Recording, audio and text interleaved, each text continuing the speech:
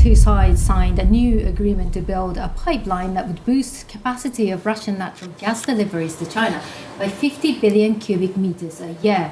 It was among the more than 24 agreements signed between the two countries during Vladimir Putin's visit to China. China is quietly building steel lifelines that feed its rise and reshape global power.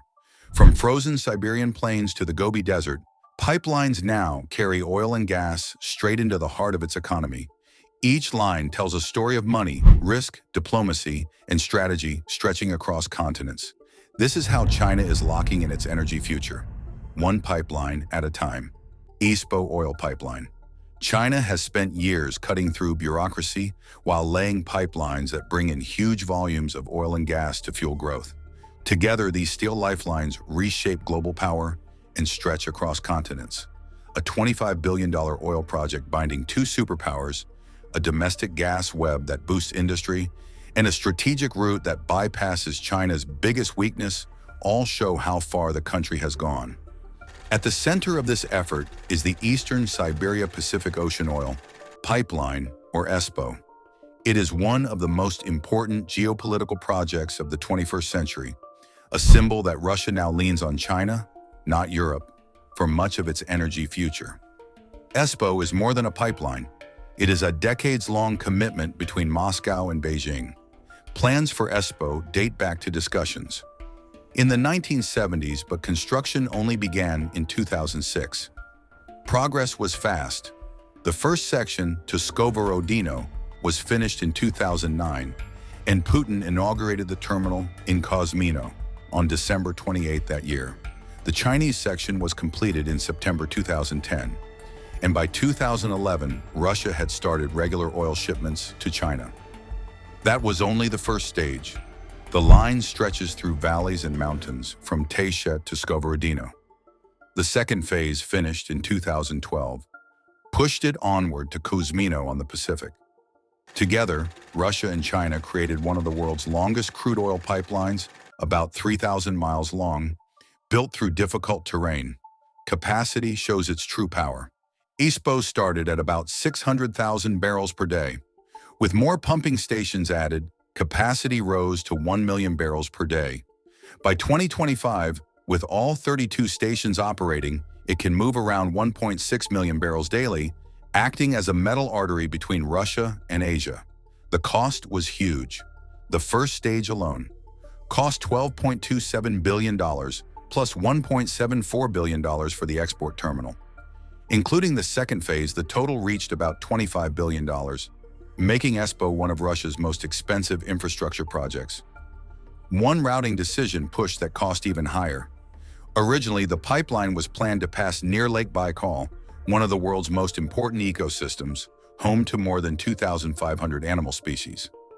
Environmental concerns and protests forced a rethink.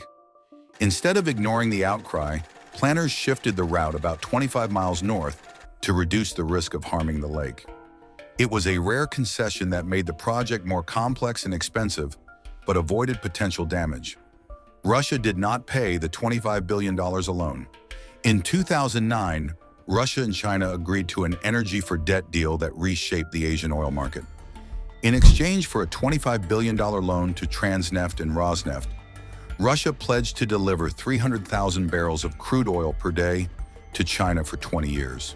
This meant China effectively financed ESPO and secured guaranteed oil supplies in return. The agreement bound both countries together for at least 2 decades and gave strong incentives to keep the partnership going afterward. Oil from ESPO serves not only China, but also the wider Asia-Pacific market, including Japan and South Korea, making it one of the region's key crude delivery systems. Power of Siberia. ESPO is not China's only Russian energy lifeline. Another link, the Power of Siberia gas pipeline, has transformed regional gas flows on a scale rarely seen in recent decades. Formerly called the Yakutia-Khabarovsk-Vladivostok pipeline, it is operated by Russia's state-owned Gazprom. This gas bridge runs from Yakutia to Primorsky Krai and then into China. The line stretches about 2,466 miles and can carry 61 billion cubic meters of gas a year. Out of that, 38 billion cubic meters annually are supplied directly to China, making it one of Russia's largest gas export routes to a single customer. The foundations were laid in 2014. On May 21st that year, Russia and China signed a landmark gas deal worth about $400 billion, giving the project its financial backbone. The timing was critical. The agreement came shortly after Russia annexed Crimea, when the US and Europe were imposing heavy sanctions. China stepped in with hundreds of billions of dollars, just as Moscow's ties with the West were deteriorating. As a result, Russia began shifting its gas focus from Europe to Asia, especially China. Construction of Power of Siberia started in September 2014, with Putin and Chinese Deputy Prime Minister Zhang Gaoli attending the groundbreaking. China began building its connecting pipeline in June 2015. Engineers faced major challenges, especially crossing the Amur River, a key regional landmark. Building above it was not an option, so tunneling was chosen. Boring machines carved 2 underground tunnels beneath the river, each about 3,737 feet long. The risk was high.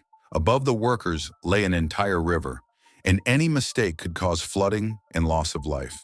Thanks to China's advanced tunnel boring technology and careful work, the tunnels were completed in March 2019, and the buried pipeline held firm. By October 2019, pressurized gas began flowing through the line. Deliveries started at about 5 billion cubic meters per year. In 2020, and rose gradually. By 2025, Power of Siberia reached its planned export capacity of 38 billion cubic meters annually to China. In the future, this volume could increase as China imports more gas via the same route. This project is not just about gas. It marks a deep geopolitical shift. After 2014 sanctions, Russia found a willing buyer in Asia and proved how quickly it could redirect one of its most valuable exports. For China, the pipeline is a major win. It has long relied heavily on coal for electricity, and Russian natural gas offers a cleaner alternative. Natural gas emits less carbon than coal, helping China diversify its energy mix and move toward more environmentally friendly sources. At the same time, China buys Russian gas at a lower price than gas from some Central Asian suppliers, strengthening its bargaining position. The story may not end here. Power of Siberia 2, also known as the Altai Pipeline, is a proposed follow-up project that would connect gas reserves in western Siberia's Altai region to northeastern China, creating another export route. The project is still under negotiation, and it is unclear if or when it will be built. Meanwhile, China is securing other energy options closer to home. West-East Gas Pipeline.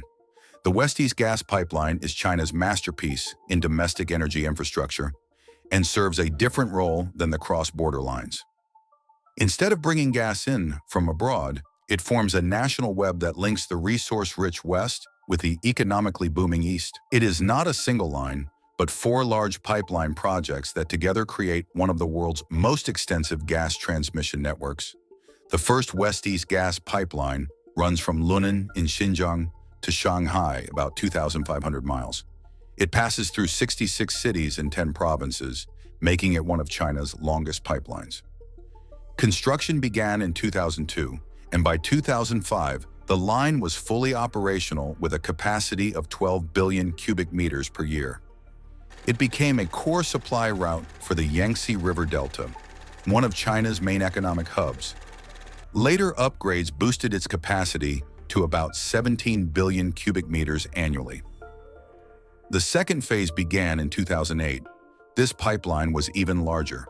The main line stretched about 3,009 miles, and with 8 sublines, the total length reached roughly 5,656 miles. Costing around $20 billion, it linked the Kyrgyz region with Guangzhou and Guangdong, tying China's western borderlands directly to its southern manufacturing heartland. Work on the third pipeline started in 2012. This 4,584-mile system, with 8 branches, runs from Kyrgyz in western Xinjiang to Fuzhou in Fujian. It crosses 10 provinces and supplies major urban and industrial centers. At about $21.5 billion, it was one of the more expensive stretches but vital for expanding nationwide coverage. The fourth pipeline of the West-East network begins in Wuxia County, in Xinjiang's Uyghur Autonomous Region, and extends to Zhanghui in the Ningxia Hui Autonomous Region. With an annual transport capacity of around 15 billion cubic meters, it has become an important link in China's gas grid. To build it, engineers had to cross extremely harsh environments, including a section of the Gobi Desert where temperatures can reach 176 degrees Fahrenheit. The fourth line is still a work in progress, but once completed, experts estimate the overall system will be able to move about 100 billion cubic meters of gas per year. These pipelines serve several purposes. They move abundant gas from western fields to eastern cities that lack local resources, turning geography into an advantage. They also make China more self-reliant, allowing the country to sustain much of its own energy production instead of depending solely on imports. If external pressure or sanctions hit, the domestic network gives the energy sector a buffer. At the same time, the West-East system helps China reduce its reliance on coal by expanding access to cleaner-burning natural gas. Most importantly, it ties together domestic and foreign supply. Imported gas from Central Asia and other neighbors can be fed into this network and distributed across the country with relative ease. Most of China's imported oil comes from the Middle East, and much of it travels by sea through the Strait of Malacca. This narrow passage is bordered by countries such as Indonesia, Malaysia, and Thailand, all of which have strong ties with the US. In a serious confrontation, the US and its partners could potentially block this route and cut off China's vital oil supplies.